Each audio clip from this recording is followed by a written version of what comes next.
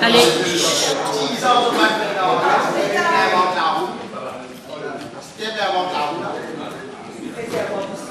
Yes.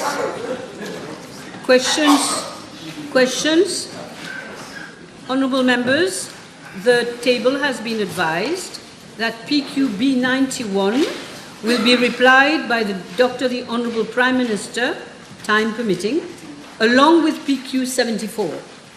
Have I got it right, Prime Minister? Both these questions you're going to reply. So now I call Honourable Fourth Member for Portrush North and Montaillon. E71. Madam Speaker, I thank the Honourable Member for the question. Indeed, there have been numerous abuses of the public procurement system by the previous government. One of the most striking and conspicuous abuse has been during the COVID-19 period for the purchase of medical supplies and equipment. Madam Speaker, that is why the government program of 2025-2029, in that we have announced that the Public Procurement Act will be reviewed. Our aim is to prevent abuse, strengthen accountability, enhance transparency and integrity in the public procurement system. The review will also aim at aligning our procurement system with international best practices. It will enforce better contract execution and supplier performance. With regard to the question of whether consideration would be given to amending Schedule 2 of the Act, I wish to clarify to the House that all the schedules, including second schedule, previously under the Public Procurement Act, were repealed as from 20th of July 2023 and incorporated under the Public Procurement Regulations of 2008. Madam Speaker, clearly the current public procurement system needs to be improved. Some issues need to be addressed urgently. First, the current legislation is based on an outdated 1994 United Nations model law on procurement. Second, there is a lack of oversight over excluded and exempt public entities. Third, there are too many entities dependent on public funds which are not covered by the Public Procurement Act.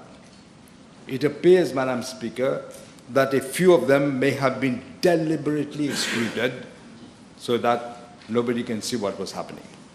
Fourth, the system is discriminatory. There is no level playing field. I'll give you an example.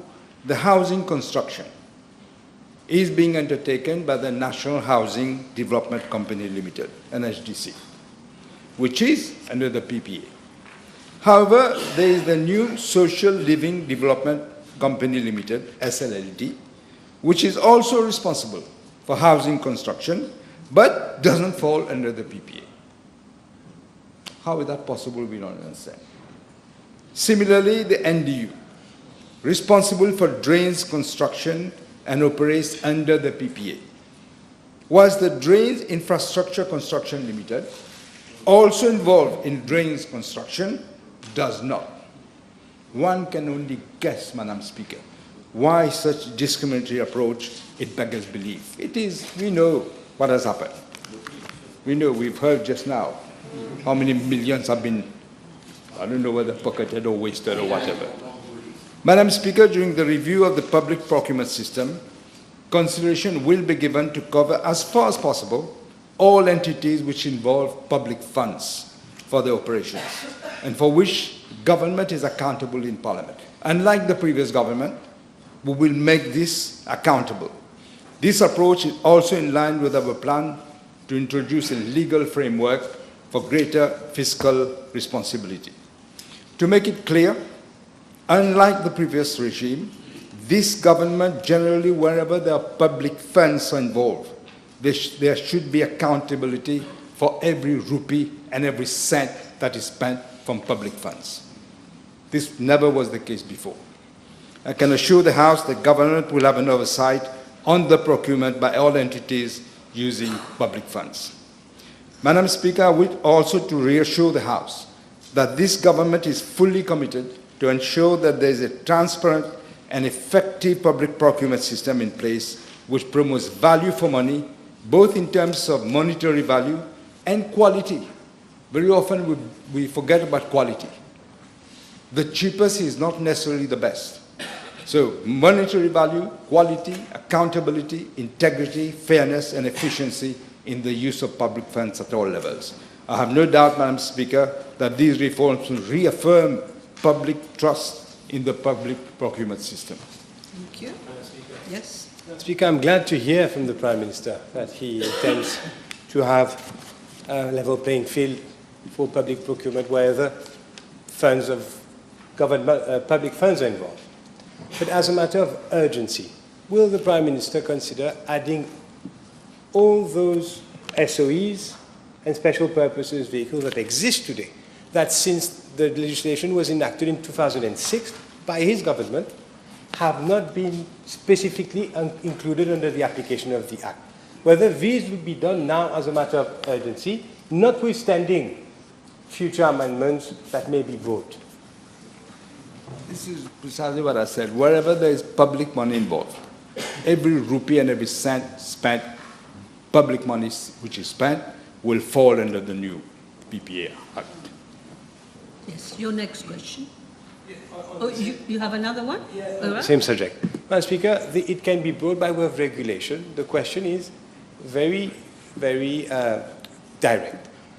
Can the Prime Minister tell us whether what is the hold-up for adding all those SPVs and SOEs now under the control of the public procurement? For 10 years, nobody thought about it. Now what are you doing? You're in a rush to know why? Exactly. When? We will do it when we are ready to do it. Okay, next question now. B72. Madam Speaker, let me state at the very beginning that transparency and accountability will be the core values and actions of this government. We have already announced in the government program of 2025 and 2029 that the Freedom of Information Act will be introduced for the purpose of enhancing transparency in relations to decisions of all public institutions. The House would appreciate that Freedom of Information Acts lay the principle of access to information, but they also embody exceptions, as you rightly pointed out. A perusal of the existing legislation in the United Kingdom, the United States, and other democratic countries will show that these acts come with some exceptions. This is universally the practice and is accepted. Exceptions are expressly spelled out in such acts for the purpose of public order, for maintaining stability, for respecting other legal and ethical obligations, and more importantly, for the protection of basic rights of the individual. In Mauritius, as with the legislation pertaining to this matter in other democratic countries, our Data Protection Act lays clearly the universal principle of protection of personal and sensitive data of the individual. Exceptions to this right are also clearly and limitatively laid down in the said Act. When the Freedom of Information Act will be introduced, it will be in conformity with the best practices in other jurisdictions. As the Honourable Member rightly says in his question, it will have to strike a balance between transparency and other interests such as national security, public safety, and defence. The Act will also include exceptions aiming at protecting the fundamental rights of individuals. Madam Speaker, the transactions, whether they involve public funds or not, usually contain confidentiality clauses, though this is not a mandatory requirement of the law of contract. However, confidentiality clauses are inserted in contracts for a wide variety of reasons, and these are universally accepted. Therefore, a blanket ban on the use of confidentiality clauses in transactions, except for matters related to defense and national security, as proposed in the question, whilst desirable, may have to be examined in the broader context of exceptions applicable to such types of legislation, whilst ensuring that the principles of accountability and transparency are not undermined. Yes. Speaker. Madam Speaker, the Prime Minister realizes that with the use of public funds, there has to be accountability. And in the past, whether the last Question. government, yes, Question, but I'm please. coming up, whether the last government or the government before that have used confidentiality clauses with regards to in contracts and therefore have relied on that so as not to allow Parliament to have its function of oversight. Therefore, the question, Madam Speaker, is whether he undertakes that any contract with regards to public funds will not use confidentiality clauses, because we have seen in the past that Mauritius has invoked confidentiality clauses, while the other party had no problem in disclosing the information. So can he undertake that such use of confidentiality clauses will not be used? I'm just explaining, I thought, at length what we intend to do. You yourself in your question says, except for matters relating to defense and national security. I did say that also. But there are also some confidentiality clauses in some cases which need to be looked at very properly. This is what I said. I'll take an example. Let's take the example of Côte d'Or Limited. Of Côte d'Or Limited, where there has been... You're on slippery ground. There have been not only... Okay. Where there has been... It has been... I can take the example of Jingfai also, where there has been relied... I want you to put a question. I am putting the question, Madam Speaker. No, you're stating... The question is that wherever public funds are involved, of course, where the matters relate to security is one thing, acceptable. But wherever there is public funds, it should, one, fall under the Public Procurement Act, and it should not be the subject of confidentiality clauses, because the public has the right to know. So therefore, will he contemplate not having any exception other than what we both agree, national security and public order? But for procurement of services, for procurement of machinery and equipment, should not be subject to confidentiality clauses at all. Exactly what you said. Look what happened during the COVID-19. I just mentioned that in the other question. You know what happened. You still joined the party that was doing it. Then you didn't ask any question. Now you want to ask me questions when we are actually correcting the mistakes that you have made. We are going to be accountable for every rupee and cent that is spent, except for what I said just now. Okay. Honourable Second Member for Rodrigues, please. Yes, thank you. B73. Madam Speaker, with regard to Part A of the question, I'm informed by the Commissioner of Police that there is a shortage of personnel within the force itself. The shortage of police officers is not limited to Rodrigues only, but also across the whole Republic. The number of vacancies for which funds are available is 3,381. The main reasons for the shortage of police officers are due to many officers proceeding on retirement on an annual basis, sometimes because of the policy of the previous government, retirement early, because they were being victimized. And then there is also a lack of interest from qualified candidates to join the force. In the last recruitment, which was held in August of last year, some 1,000 police officers were expected to be enlisted, but only 496 eligible candidates were enlisted by the Disciplined Forces Service Commission at the time. And now, out of the 496, 45 have already resigned from the force. There are currently 236 police officers posted at 6 police stations in Rodrigues. The Commissioner of Police considers at the moment that Rodrigues is adequately staffed, taking into consideration the ratio of police officers to the population, which is currently 1 police officer to 188 Rodriguans.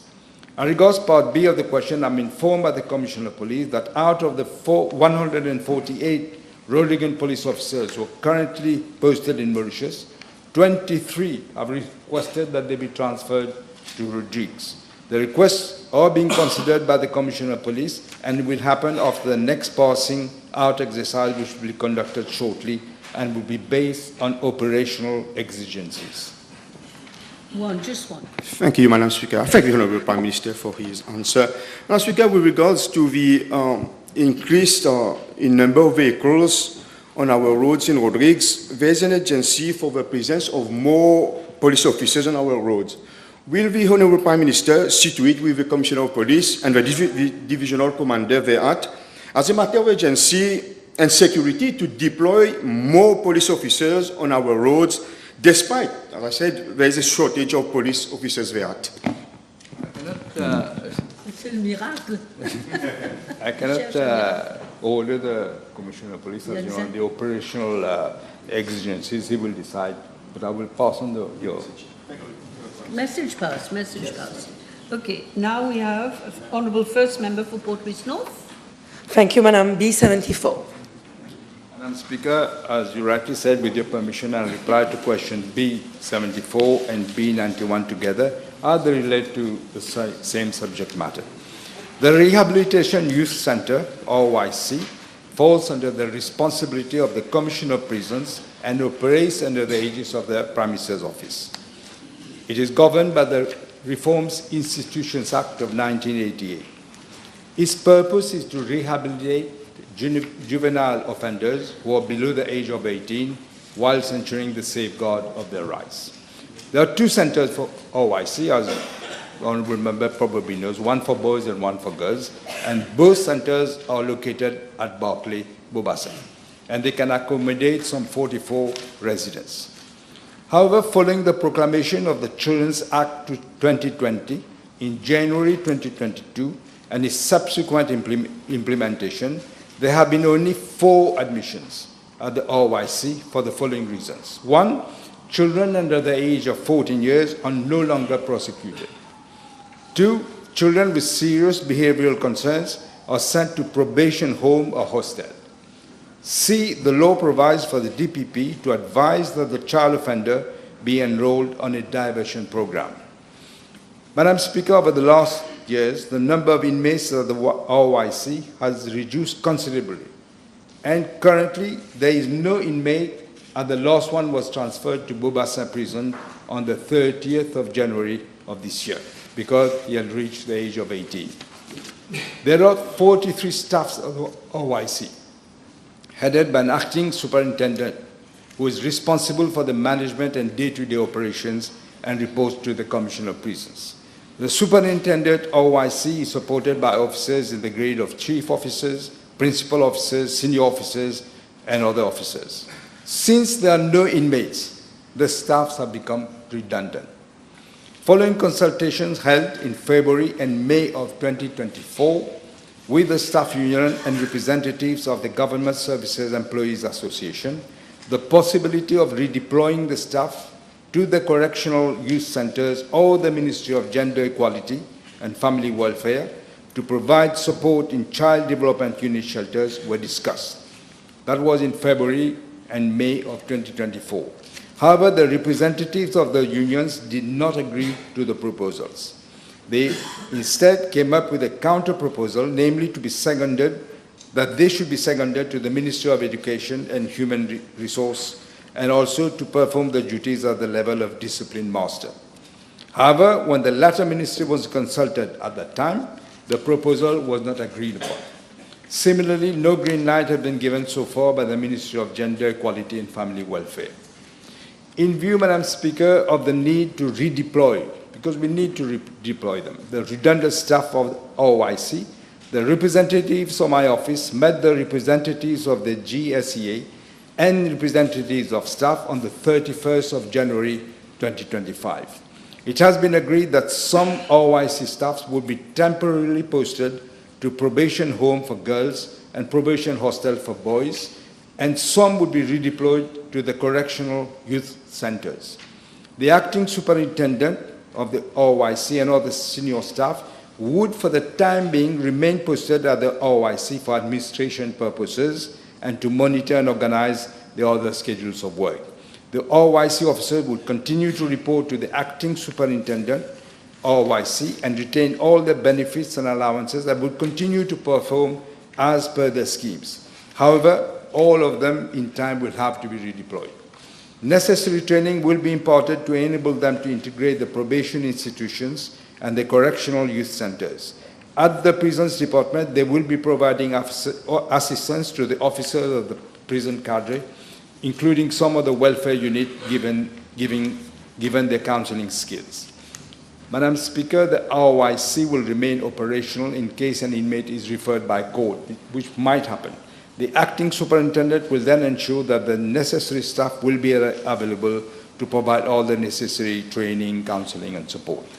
As regards the future strategy of the ROIC, consultations will be held with relevant stakeholders for appropriate legislative amendments. Yes. Thank you, Madam Speaker. Thank you, Honorable Prime Minister, for your answer. May I kindly draw this attention that since, as you said, 30th of January, there are no inmates in OIC, and that the staff posted there have been transferred to CYC. There is mismatch since one scheme of duties is under the PSC and the other force under the DFSC. Can this be addressed, please? Can this be addressed? This is being addressed, Madam Speaker. Let me assure the Honourable Member. In fact, this has happened in the past, and this will be addressed. Yes. Thank you.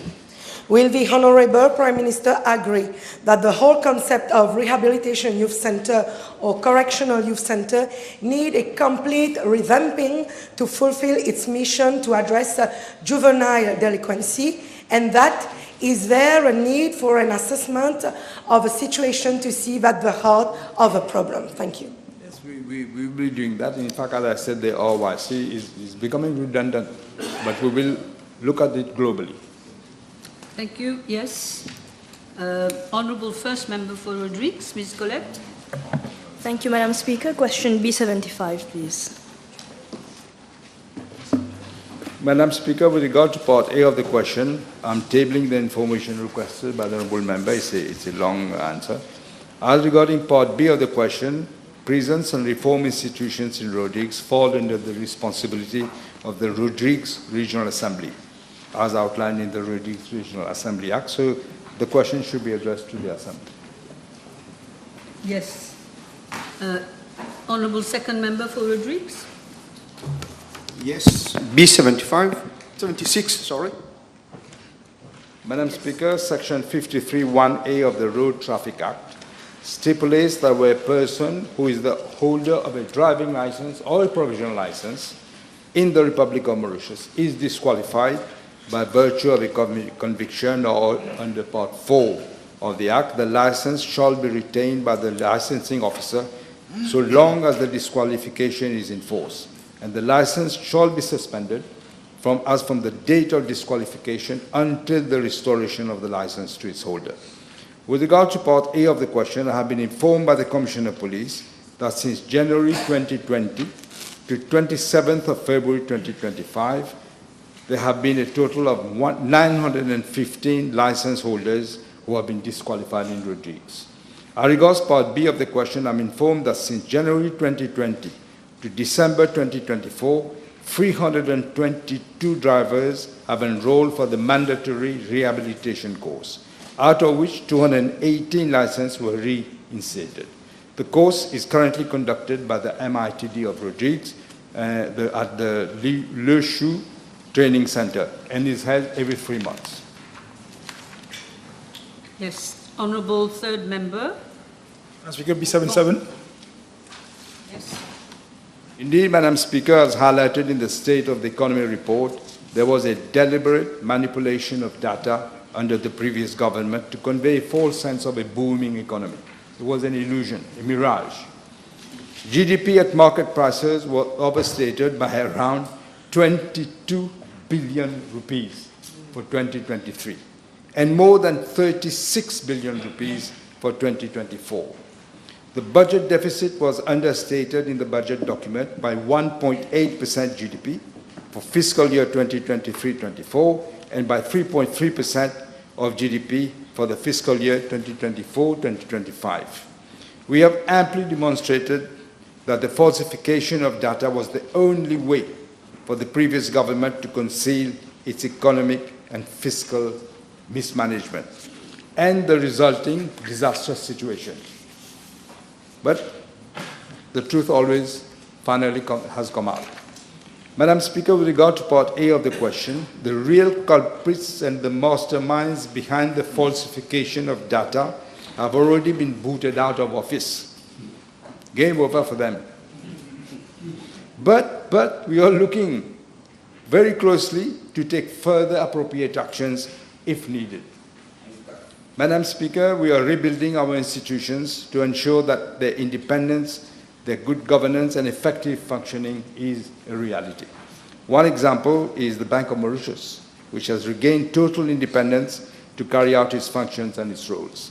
We will also carry out a fundamental review of the governance structure across key public sector institutions, including the Economic Development Board and Statistics Mauritius. As regards Part B of the question, government has already secured technical assistance from the IMF to review and strengthen our institutions and statistical system so as to prevent the recurrence of this terrible manipulation that has taken place.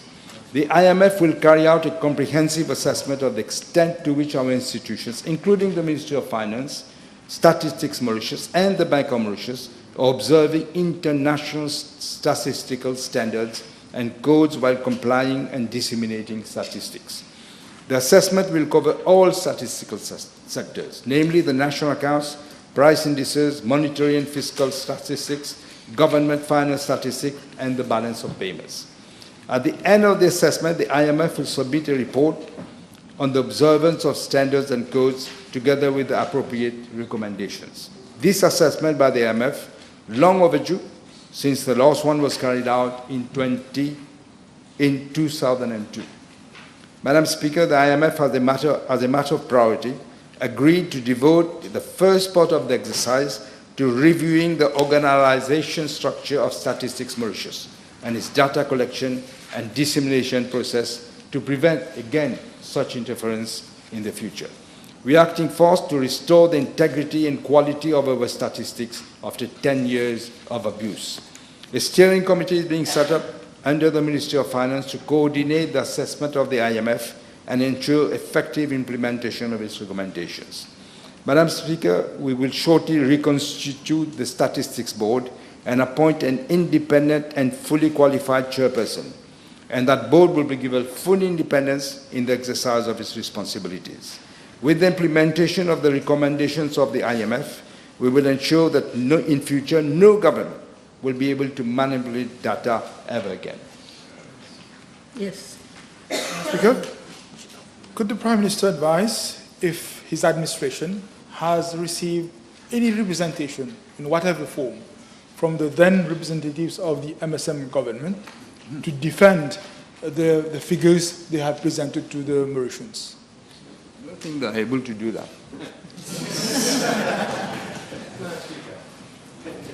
Speaker, are we to understand that the Brief, Director of time's up. Statistics, who by law has to be independent, by law, does not take instructions from anyone under the Statistics Act, that there is no disciplinary action being envisaged, let alone taken, against him and others under him for having willfully falsified data, according to what is being said?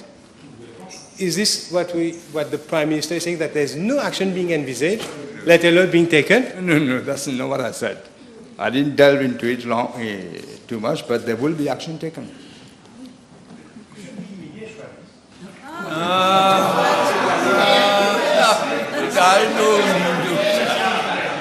Honourable 78, please. Honourable third member for Beaubassin, Petite Rivière. Members, we've got only 1 minute left. Should Mr. Kira. 78, please. B78 has been called, please. Madam Speaker, I Last wish to inform question. the House that since the 18th of October 2020, on which that date the case was reported to the Mocha police station and transferred to the Central Criminal Investigation Department, 98 persons were interviewed by the police. I must say, if we look back, very few were interviewed at the beginning. When there was a hue and cry, you see more and more people going to the Central CID. And so 98 persons were interviewed, including the former Minister of Commerce and Consumer Protection, Mr. Yogida Sominaden. Thereafter, a judicial inquiry was instituted by the magistrate of the District Court of Mocha to further investigate into the matter, and a report was submitted to the Office of the Director of Public Prosecutions on the 22nd of November 2021.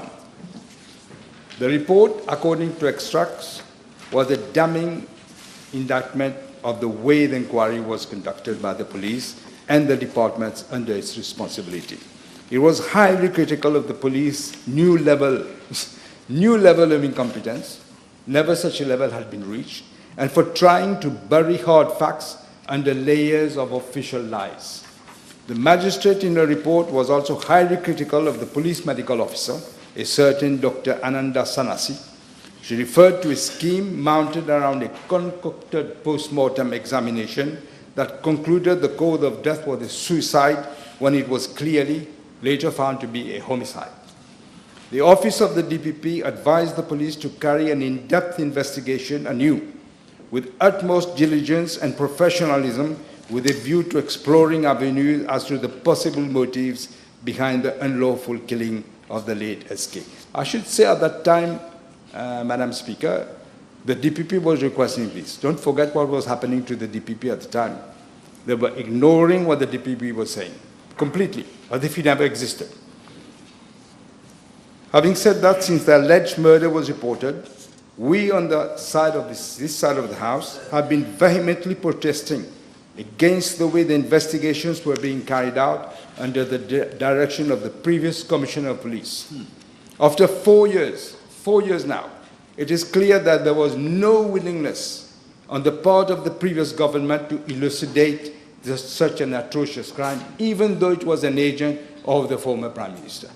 On the contrary, they did a cover-up. They said it was a case of suicide.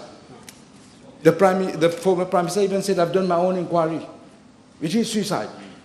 The citizens of this country, especially the affected family, are still waiting for justice to be done. I've said it before, Madam Speaker, and I'm saying it again today as Prime Minister. I wish to reiterate that I'm not at all satisfied with the way the investigations have been carried out in this case. This case is of utmost priority to the police, and the new Commissioner of Police has set up a dedicated team at the Central CID to conduct an in-depth inquiry with clear-cut instructions to review all the recorded statements, which are being done now, and reports, and seeking fresh and compelling evidence to identify the perpetrators. Madam Speaker, I have further been informed by the Commissioner of Police that a retired police officer with extensive expertise in criminal investigation has been appointed as advisor to the Central CID to look into the whole investigation again. With an extensive background in criminal investigations, he will play a crucial role at the Central CID and assist the department by leveraging his vast experience to elucidate this case. Madam Speaker, I have said it publicly. We will be enlisting the services of inquiry officers from abroad. We think it is essential. We've done this before. I have done this before. I've already initiated actions to enlist the services of foreign investigating bodies to assist the police force in its investigations so that we will ensure that light is shed on this case as well as the other unresolved cases of false claiming to be suicide, jumping from, I don't know what, cliffs or whatever. All this will be investigated into. Time is up. Time is up for PMQT. I am now announcing that the table has been advised that B81 and B83 have been withdrawn. We can proceed. I call on third member for Maibourg and Plaine Magnan, Mr. Lakiram. Madam Speaker, B84, please. Madam Speaker, I thank the third member for Maibourg and Plaine Magnan for this parliamentary question, which will allow me to delve, albeit briefly, on the prevalence of drugs in our schools. Today, unfortunately, even our schools have not been spared from the insidious tentacles of drug traffickers. These ruthless criminals are even mercilessly exploiting our school children and are using school premises to expand their business. drug-related cases are categorized as criminal cases and are reported to the police as per the protocol established in schools.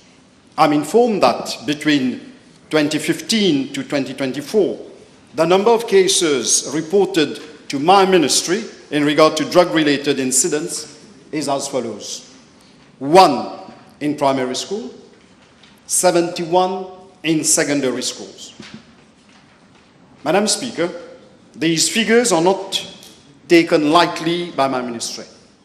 The fight against the scourge of drug abuse in schools holds a prominent place in my ministry's agenda.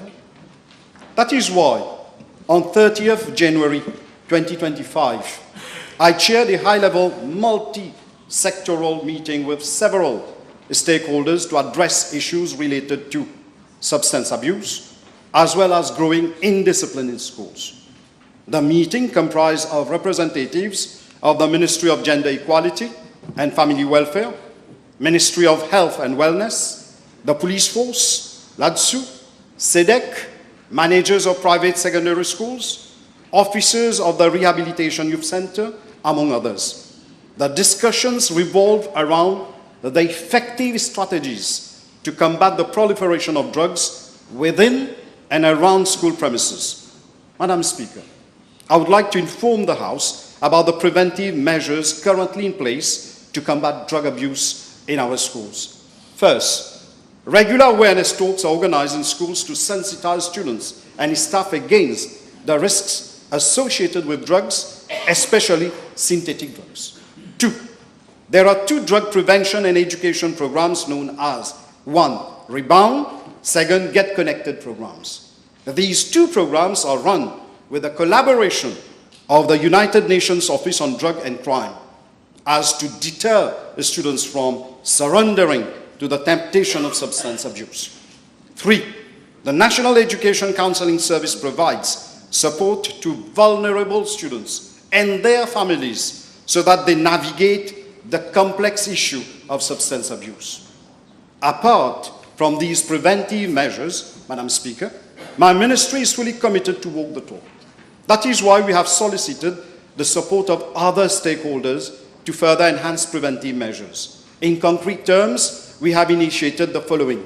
1, targeted crackdown operations with the help of the police department, particularly ADSU and Brigade pour la Protection de la Famille. 2, enhanced surveillance at school level by the school personnel, whom I would like to salute for the good job they are doing, and intelligence-led policing and community involvement by organizing sensitization campaigns and increasing police patrol in high-risk areas. 3, we are also committed to reviewing and tightening relevant legislation to deter students from engaging in criminal activities, including drug use and trafficking, both within and outside school premises. 4, I hereby solicit the collaboration of NGOs specialized in drug prevention, the support of student council, school prefects, and PTAs in our quest to prevent substance abuse. I make an appeal to our grandparents to promote human and moral values in order to enhance ethical behavior and standards among our children. Madam Speaker, very often students don't have the necessary skills to deal with those influence them to take drugs. They don't know what to do and how to resist temptation. That is why it is imperative to engage our students in meaningful dialogues and programs which deal principally with prevention. The battle against drugs cannot be confined to the 4 walls of school premises only. It is a relentless battle that we must fight together as a nation. Every parent, teacher, police officer, citizen, and politician has a key role to play in breaking the stranglehold of drug trafficking. We must all be vigilant, proactive, and unwavering in our commitment to eradicating the scourge of drugs from our schools, our community, and our nation. Madam Speaker, in the Government Programme 2025-2029, on page 28, paragraph 56, we can read the following.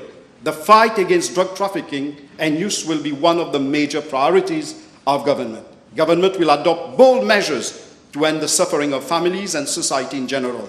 as a result of the significant increases in drug trafficking over the past 10 years and breakdown in law and order. Thank you. Thank you, Minister. Yes. Honourable First Member for La Caverne. Thank you, Madam Speaker. B85, please.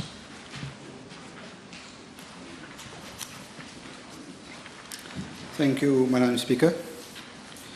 Madam Speaker, I want to make it clear that the previous government acted in bad faith when managing the procurement of the plastic bins for the Municipal Council of Vakwa Phoenix. Their decision seems to be driven by political interest rather than the real needs of the community. In regard to Part A of the question, the Municipal Council of Vakwa Phoenix has provided the following details about the supplier and the procurement process. A national bidding process was launched on 10th of February 2023 through the e-procurement portal for the supply of 39,000 plastic bins, each with a capacity of 70 to 80 litres. The bidding closed on 13 March 2023 with 3 bidders: Plastic Industry Mauritius Limited, Alpha Hygiene Limited, Young Bros Plastics. The contract was awarded to Plastic Industry Mauritius Limited after a price revision negotiation.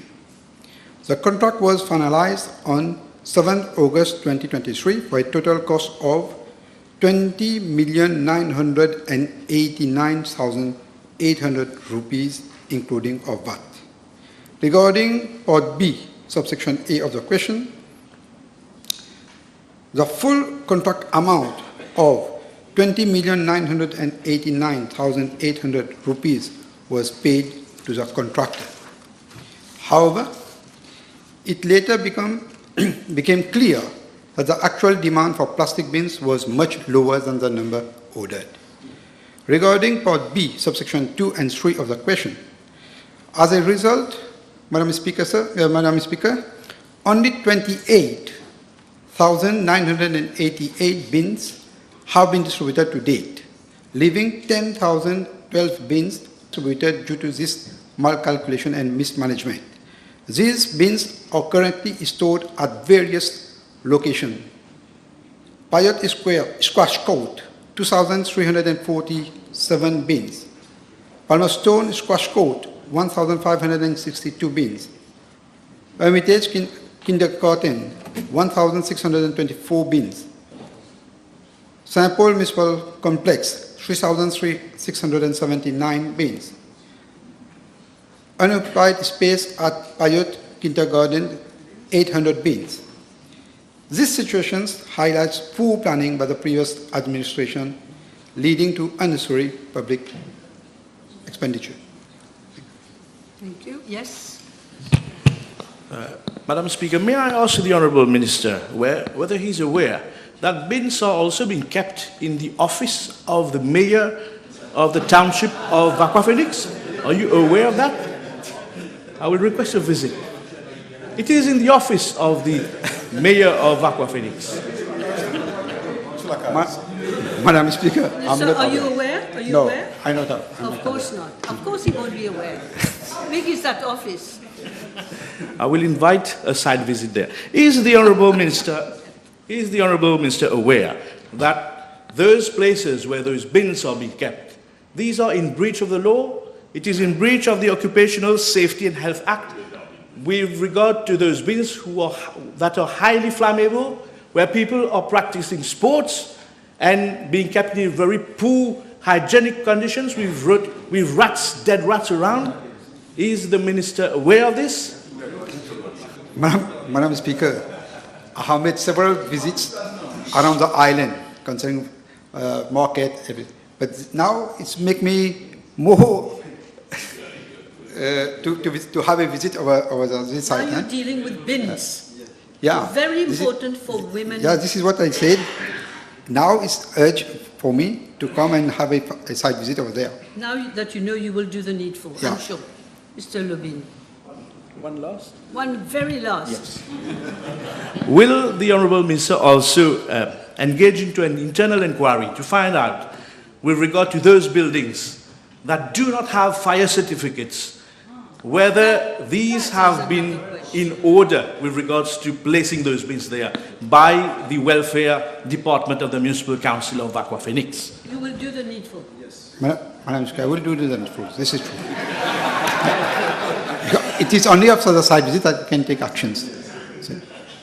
I know a lot about bins myself. Okay. The third member, Honourable Third Member for Port-Louis North, Mr. Kazan. Thank you, Madam Speaker. Question B86, please. Yes. Madam Speaker, I wish to inform the House that the following measures are in place at the level of public health institutions to ensure privacy of patients while being attended by doctors in the different outpatient departments, including the casualty and the unsorted one. Number one patient is seen at a time by the treating doctor. 2, the patient is consulted in all privacy of a consultation room by the doctor at all healthcare service points. 3, the couch in each consultation room is shielded by a curtain to create privacy. 4, consultation rooms which are fitted with 2 consultation couches due to lack of space are properly shielded from one another by a curtain or portable screen. 5, male doctors are assisted by a female nursing officer when examining a female patient to ensure patient comfort, safety, and adherence to professional standards. Thank you. Yes, Doctor. And I also, Honourable Minister, is very much aware there have been 2 recent cases where healthcare personnel have been brutally attacked in the hospital.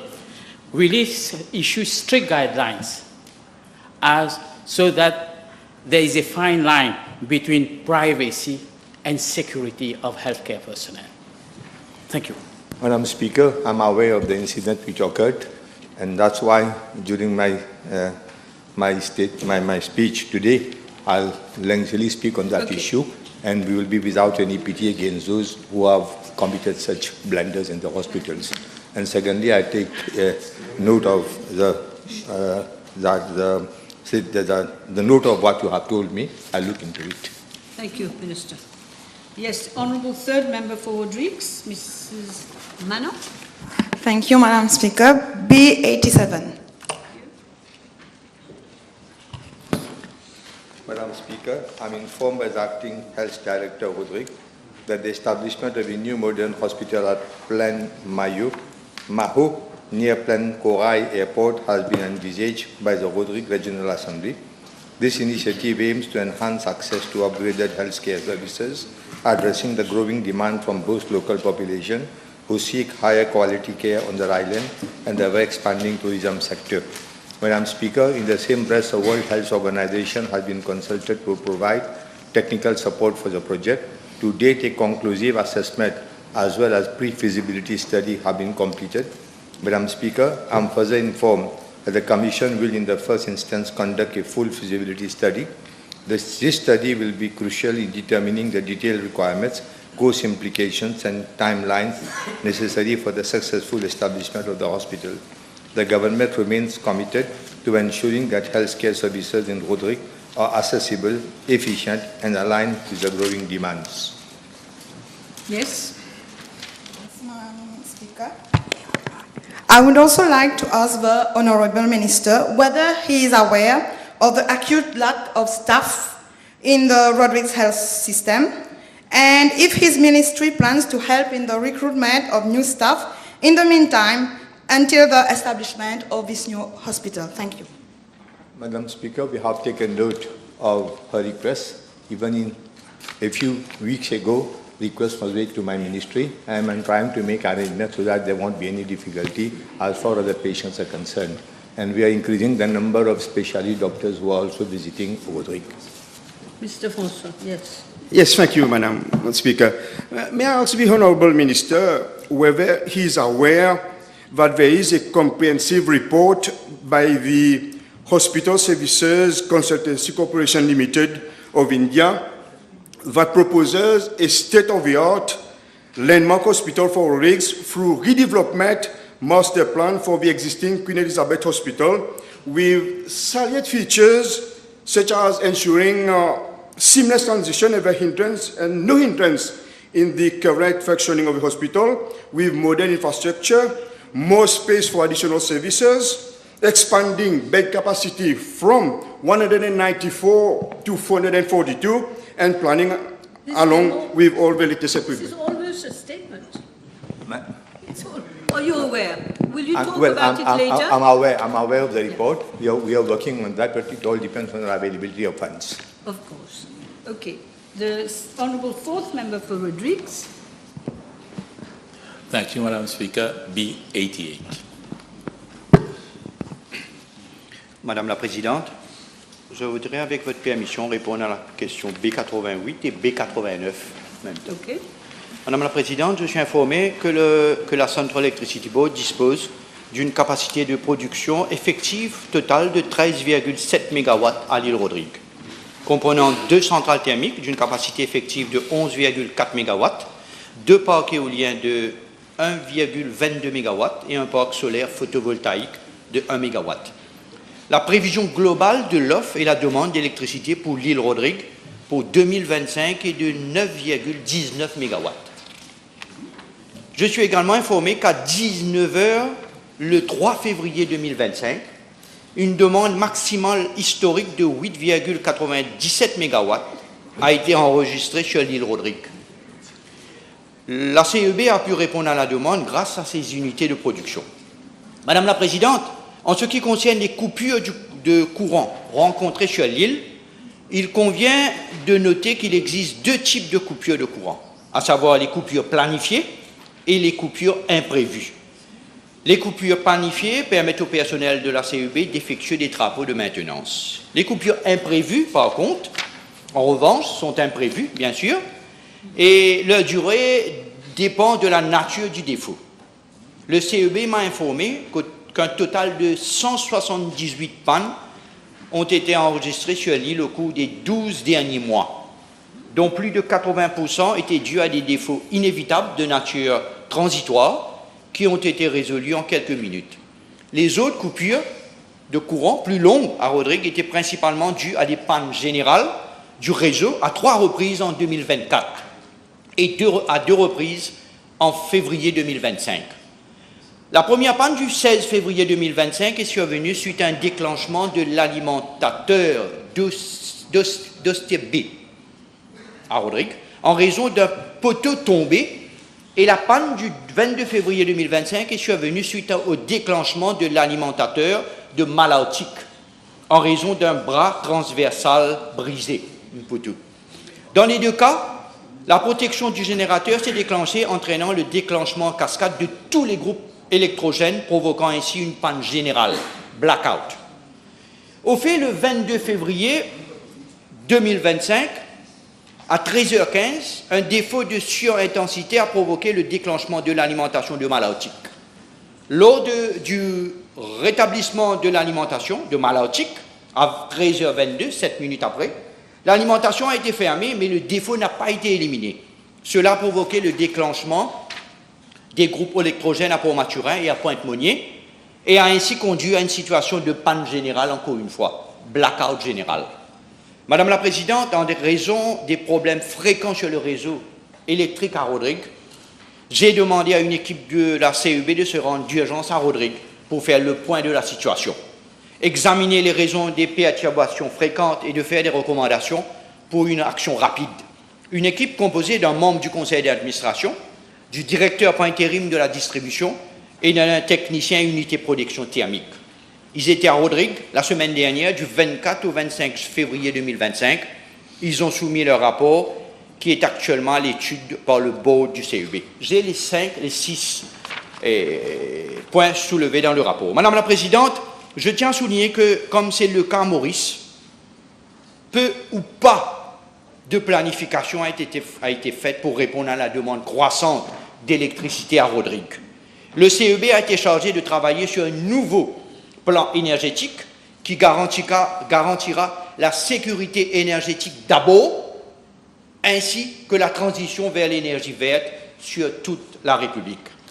Madame la Présidente, pour répondre à la question en ce qui concerne la partie B du PQ B89, je suis informé que les travaux d'enfouissement du réseau de câbles de 22 kW de Port-Maturin à l'aéroport de Pointe-Corail, via l'hôpital La Ferme, ont été initiés par le CEB en 2019, à la demande de l'Assemblée régionale de Rodrigues. Le projet doit être réalisé en 4 phases, sur la base de partage des coûts. Je suis informé que la phase 1 du projet de la centrale électrique de Port-Maturin à l'usine de dessalement de English Bay est terminée. Le CEB est en contact avec la RRA pour obtenir l'accord que cette dernière pour achever le projet.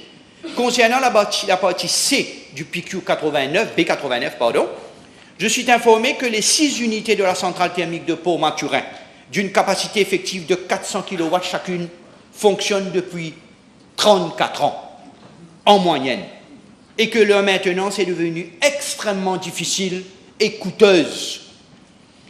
Elles ne sont exploitées qu'en cas d'urgence, lors des pics de production, et malheureusement, très souvent ces temps-ci. Afin de relever ces défis et d'assurer la sécurité énergétique de Rodrigues d'abord, la CEB réfléchit actuellement, je dis bien réfléchit actuellement, à l'utilité d'un nouveau moteur thermique de 2,5 MW à la centrale de Pointe-Meunier, tout en retirant systématiquement les moteurs obsolètes. Ces moteurs pourront être convertis à l'avenir pour fonctionner avec des sources d'énergie plus propres à un stade ultérieur dans le cadre de la décarbonisation du réseau électrique à Rodrigues. Okay, time is up for the moment, but you will be able, both of you, to put your questions after we come back. So we suspend for 1 hour and a half. We come back at 2:30.